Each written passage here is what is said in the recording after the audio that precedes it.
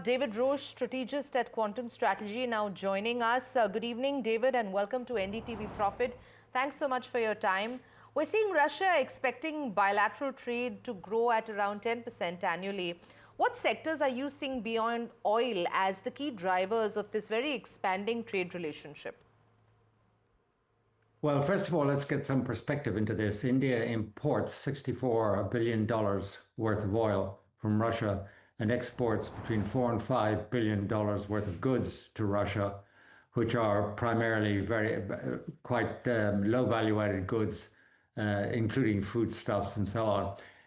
If there was to come a major impediment to India continuing to import that oil, and a lot of tariffs put as punishment for importing that oil on India's exports to the United States, then there is really no way in which the Russians can provide a market for India for the goods that will have been shut out of the United States, for example. That's a myth.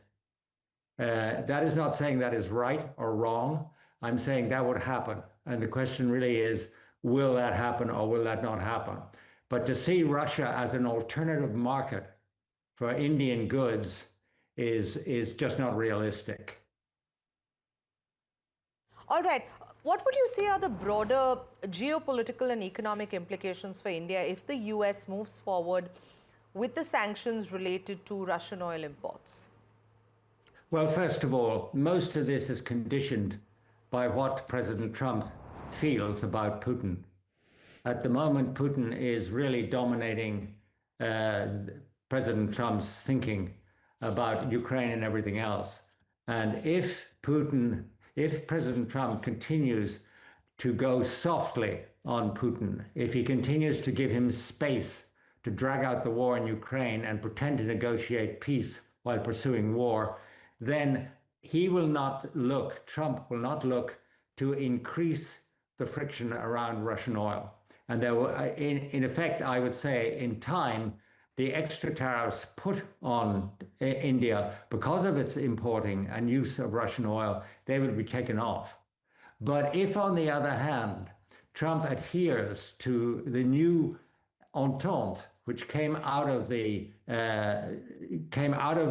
discussions in Washington with the Europeans on the 28th, if he sticks to that and Putin continues to ignore it and to work against it, then Trump could very quickly flip and become very hostile to Putin. And then you would see more tariffs put on India and more tariffs put on China. That's basically how I see it. It's a binary situation which is very unstable because the degree of influence which Putin has over President Trump is not stable either. And actually, but we've seen Russia actually be a bit reassuring, because I'm going to play out that reaction from diplomat Roman Babushkin that also reassured India that Russia is always open to trade with India and saying that India must not be worrying about the US threats. Let's play that out first. If the Indian goods are facing difficulties entering the US market, the Russian market would welcome Indian imports to the most extent possible. David, I'm going to ask you the question that probably every Indian audience and investor is thinking of when they're watching this. From a market strategist perspective, how might these dynamics that you just spoke of, that are very volatile in nature, how are they going to affect India's foreign investment climate and currency stability in the near term? Look, I think India is a story which stands in its own right. I think Trump is making a huge mistake, and India is standing up to Trump. And that is rare, and I think it is to India's advantage. Will it end the Indian investment story? No. Why? Because exports to the United States for India are approximately 3% of GDP, and over half of that are services, which aren't going to be in Trump's crosshairs. So I would relax about that. What I would absolutely get out of your mind is any idea that Russia is going to provide a realistic growth market for India. Russia is a growth market only for China, which is selling its cars to pay for its oil.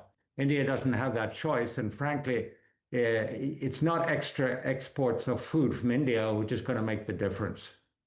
Right. David Roche, thanks so much as always for keeping it sharp and straightforward. Appreciate you spending some time with us and sharing your insight.